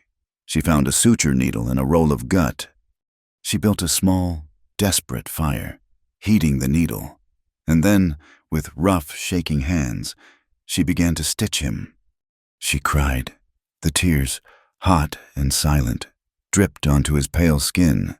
She was not a healer. The stitches were ugly, big and clumsy, but they closed the flesh. "You cannot die," she whispered, her voice a low, desperate prayer. She pulled him into her lap, cradling his head, wrapping the blankets around him. "Do not you die. Do not you leave me here. Por favor, do not leave me alone again." Night fell. The pass was freezing. The fire was small. Eli burned. The fever took him. He thrashed in her arms, his eyes rolling back. He was not in the pass. He was somewhere else. "Jesse," he moaned, his voice a dry rasp. He was crying, tears of fever and guilt. "Jesse, I am sorry. The money, just $20. I saw your eyes. I saw God. I took the money." Rosa held him, rocking him, wiping his face with a damp cloth. "Shh, mi amor, I am here." "Not clean," he thrashed, pushing her away. Do not touch me. It is all dirt. I tried to drink it away, tried to find a bullet, His voice broke, a confession from a soul on the rack. "I never deserved to be touched again, not ever." He collapsed back into unconsciousness, his breathing shallow. Rosa looked at his face, so broken, so stripped of its hardness. This was the man who had knelt before her. This was the man who had called her clean. This was the man who had confessed his own unworthiness, a guilt so deep it had hollowed him out. She had killed for him. She had saved him. She leaned down, her lips, chapped and dry, touched his. His were hot with fever. It was not a kiss of passion. It was a kiss of sealing, a claim, an anchor. She pulled back, her breath mingling with his. "You still don't," she murmured, agreeing with his fevered confession. It was the hard, cold truth of their world. No one deserved anything. She brushed the damp hair from his forehead. "But you are mine now." The fever did not break for 3 days. Rosa stayed with him in the high, cold pass, a small, fierce animal guarding her den. She was alone, leagues from any town, with an unconscious, bleeding man and 2 dead bodies. She did not panic. The shock had burned away, leaving a core of hard, cold iron. She took Lonigan's rifle. It was a good one, heavy and well-oiled. She took his ammunition, his canteen, and the small bag of food he carried. She dragged his body and that of the Pierce brother to a shallow crevasse and rolled them in. covering them with loose rock. It was not a burial. It was sanitation. She did not feel a thing. She tended to Eli. She cleaned the ugly, stitched wound on his thigh with water and the last of the whiskey from Lonigan's flask. He burned with fever, his skin dry and hot. She kept him covered with the blankets, her own body pressed against his back for warmth when the sun went down and the mountain air turned to ice. She hunted. On the second day, she shot a rabbit. She skinned it with a knife, her knife. She thought of it now, the one stained with Lonigan's life, and boiled the meat in Eli's small pot. She forced the hot, salty broth between his cracked lips. He lived on her will. On the third day, the fever broke. He woke to the sight of her face smudged with soot and dried blood. Aiming the heavy rifle at something down the pass, he made a sound, a dry rasp. She turned, startled, and then sagged with a relief so profound it was like a pain. "You lived," she whispered. Eli looked at his leg, at the crude, thick stitches. He looked at her, at the rifle, at the small fire. He remembered the shot. He remembered Lonigan. He remembered falling. The rest was a black void. "You," he croaked, his voice raw from disuse. "I did," she said, checking the load in the rifle. He said nothing else. He did not ask. He did not thank her. He just watched her. He knew he owed her his life, a debt that felt far heavier than the one he had claimed in the cave. It took another week before he could stand. It took 2 before he could ride. Rosa found the Mustang grazing in a high basin above the pass. It had not run far. Getting Eli onto the horse was the hardest thing she had ever done. He was a dead weight of nearly 200 pounds, and his leg was a useless, agonizing thing. She wept with the sheer, physical effort of it, her muscles screaming, her teeth grit. But she did it. She tied him to the saddle, his hands bound to the pommel so he would not fall. She led the horse, walking. She held the rifle. She was the guardian now. They traveled north for weeks, deep into Wyoming territory. They were ghosts. They avoided towns, avoided ranches, avoided smoke. Rosa hunted for them. Eli, delirious much of the time, guided her with single, rasped words. "North. Keep the high peaks to your left. North." They sold Lonigan's rifle and the horse in a small, nameless mining camp, a cluster of tents that did not care about names or bounties. They traded for flour, salt, coffee, and 2 hardy mules. Eli was looking for a place, a piece of paper he had carried in his oilskin wallet for 5 years, a paper he had never looked at. It was a deed. His father, a hard man who had despised Eli for fighting for the Confederacy and for being a greater disappointment than his younger, hanged brother, had died. The will was the old man's final, cruel joke. He left the good land in Texas to a cousin, to Eli, his eldest, his failure. He left the North Quarter, 160 acres of high desert rock in southern Wyoming, a parcel the old man had won in a card game and never bothered to see. A fitting inheritance. The lawyer's letter had read, "For a man of no value, it was the one place on earth no one would ever look for them." They found it in the high, cold shadow of the Laramie Range. It was not a homestead. It was a ruin, a small, sod-roofed cabin, half dug into the side of a hill, its door ripped away, the skeleton of a barn, its beams silvered and collapsed. The land was rock, sagebrush, and wind. The wind never, ever stopped. It was perfect. They worked. Work was the only prayer they knew. Eli's leg healed, but it healed badly.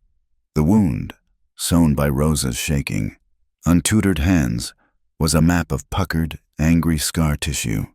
He would never walk right again. He would always have the limp, a slight, dragging hitch, a constant reminder of Hemlock Pass. The winter came down on them like a hammer. They nearly starved. They nearly froze. But they were both creatures of survival. They were used to hardship. It was the peace that was new that sat strangely on their shoulders. Eli, slow and pained, cut timber from the aspen groves in the low canyons. He rebuilt the barn, his movements deliberate, his hands, which had only known the smooth, cold weight of a gun, learned the rough grain of an axe handle, the bite of a saw. The violence in him was banked, the fire turned low, used now to warm them, not to burn. Rosa, she was no longer the girl from Chihuahua. She was not the victim from the platform. She was the woman who had held a life in her hands and saved it. She was the woman who had taken another life and not looked back. She found a small, protected patch of earth near the cabin, sheltered from the wind by a high granite boulder. She had found a small, rusted tin of seeds in the cabin's root cellar. Sage, thyme, wild mint. She planted them, her fingers digging into the cold, dry soil. She was putting down roots, even here, in this barren, God-forsaken land. Their life was harsh. It was poor, but it was, for the first time in either of their lives, peaceful. They did not speak of love. The word was too clean, too soft for what they had. They had an alliance, a bond forged in blood and desperation. They slept in the same one-room cabin. He on a cot he had built near the door, she on a straw mattress near the hearth. They did not touch. The memory of that night in the barn, her naked, scarred body, his kneeling reverence was a wall between them, a thing too holy, too painful, to be spoken of.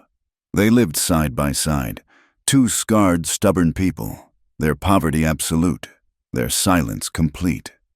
In the spring, the world returned. The snow melted, and a supply wagon, heading for the new railroad stop at Split Rock, 30 miles south, past the track that led to their homestead.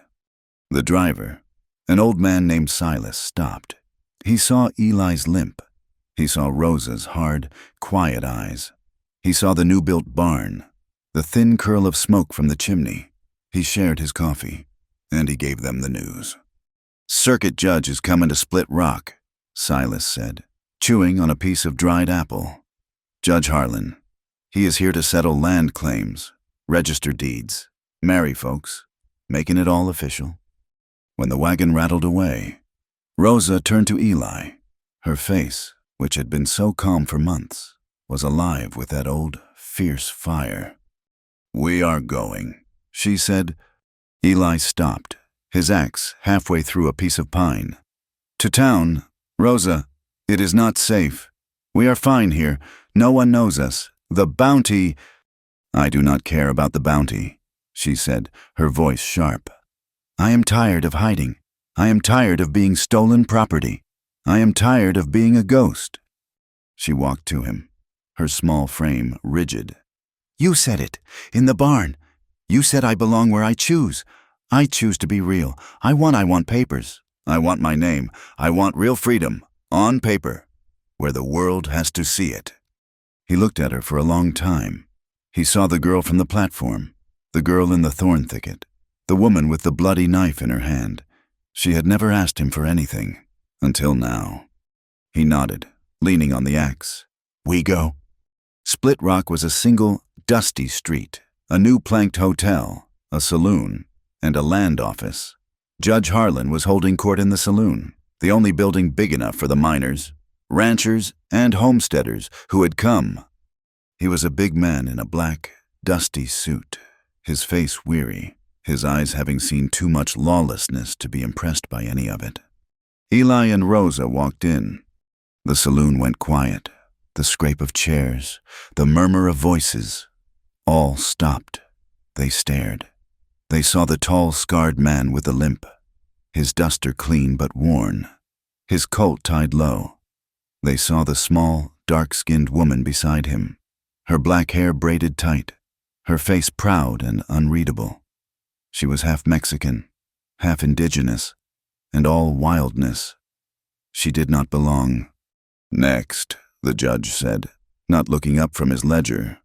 Eli stepped forward, his boot and his bad leg making an uneven thud drag on the floorboards. Rosa was at his shoulder.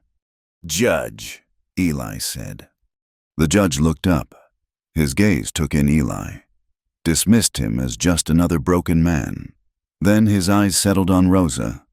They lingered, full of a cold, legal assessment.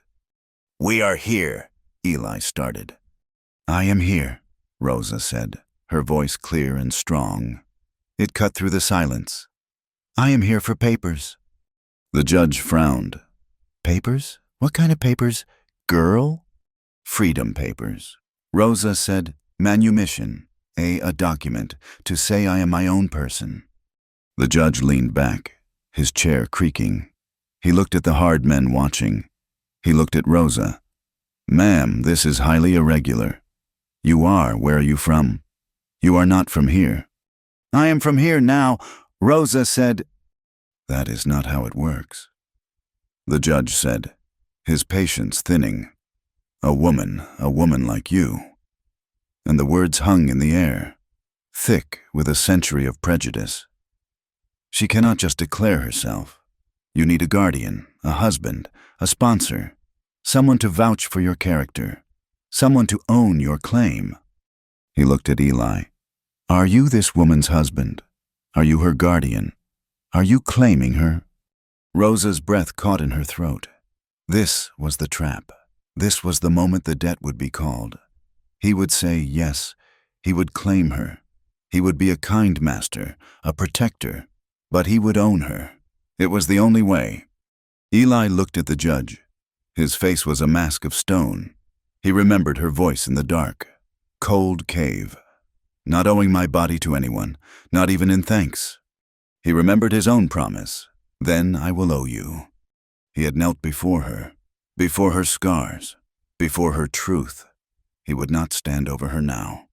"No, Judge," Eli said, his voice quiet, but it filled the saloon. "I am not her guardian." He put his hand on Rosa's shoulder. It was not a gesture of ownership. It was a gesture of support. He stood with her, not in front of her. "She is my guardian." A ripple of disbelief went through the room. Men snorted. One man laughed. The judge's eyebrows shot up so high they disappeared into his hairline. This broken-down, gun-scarred man, this blood cowboy, was claiming this small, half-breed woman as his protector. It was insane. Rosa looked up at Eli, her heart aching, a sudden, sharp sting behind her eyes. He had not claimed her. He had not saved her. He had seen her. He had seen the woman who had killed for him, the woman who had dragged him from death, the woman who had planted a garden in barren rock. The judge stared at them both for a long, hard minute. He saw the man's profound, absolute seriousness. He saw the iron in the woman's spine. He saw the way the man leaned on his bad leg, and the way the woman stood, as if shielding him from the world. "Hell," the judge muttered, dipping his pen in the inkwell. "I have seen stranger." He pulled a fresh sheet of paper. "I have seen crazier, and maybe I have not seen truer." He looked at Rosa. "Name." "Rosa," she said. "Rosa what?" he asked, his pen poised. "Family name." Rosa thought of her father's name, a name that had died in the dust with Mateo. She thought of the names her captors had called her. None of them were hers. She was not a branch of a dead tree. She was a new planting. "Just Rosa," she said. "No surname. I do not want one." The judge grunted. Irregular, but not illegal. He wrote, his pen scratching loudly in the silent room. "Be it known in the territory of Wyoming that the woman known as Rosa, having no surname, is a free person, subject to no master, bond, or indenture." He signed it with a flourish and stamped it with the heavy seal of the circuit court. He blew on the ink. "There," he said, handing her the paper. "You are Rosa. In the eyes of God and the United States government, you exist." Rosa took the paper. Her hands were trembling. It was the first thing she had ever truly owned. It was her own life, on a piece of paper. They rode back to the homestead in silence. The sun was warm. The wind was soft. Rosa had the paper tucked inside her shirt, against her skin. That night, They sat on the small porch Eli had built. The air was still. The sky was a vast, deep purple, so full of stars it looked like spilled light. Eli was quiet. He had been for days, working on something small in his hands, hiding it when she came near. Now, he was turning it over and over. He held it out to her. It was a ring. It was not silver. It was not gold. It was a single small horseshoe nail, one he must have found in the dirt of the old, collapsed barn. He had heated it in their forge, bent it into a perfect, simple circle, and polished it with sand until the dark iron gleamed like old silver. Rosa stared at it. "It is not much," Eli said, his voice rough. He could face a dozen guns, but his hand was shaking. "I found it when we first came. It was bent all to hell, but it was not broken." He looked up, and his gray eyes, usually so haunted, were clear in the starlight. "I figured," he said, his voice so low she had to lean in. "A thing's still strong, even if it's bent." Rosa did not take the ring. She took his hand, his large, rough, killer's hand, the hand that had cut her free, the hand that had knelt to her. She laced her small, brown fingers through his. She looked at their joined hands. "And if it's broken," she whispered. A slow, small smile touched Eli's face. It was the first time she had ever seen him truly smile. It lit him from within, erasing the ghosts, if only for a moment. "Then," he said, his voice full of a truth that was harder than iron, "we carry it together." He picked up the ring and slid the simple, bent nail onto her finger. It fit perfectly. She did not move to her cot, and he did not move to his. They sat on the porch all night, his hand in hers, and watched the stars burn themselves out. The sun rose late in the high country. It came over the eastern ridge, a clean, cold, brutal flood of gold. It hit the side of the small cabin, making the new pine boards gleam. Two figures stood on the porch, watching it come. They had not moved. A man, tall and scarred, leaning on a bad leg. A woman, small and straight-backed, a piece of paper in her shirt and a dark iron ring on her finger. They were scarred. They were stubborn. They were, in their own jagged, broken, and redeemed way, in love. The light hit their faces, and they did not flinch. They stood side by side, and together they faced the wild, bright land. Thank you for listening to this story. We would love for you to comment where you are listening from so you can connect with others. Subscribe to the From Wild West channel and share your thoughts.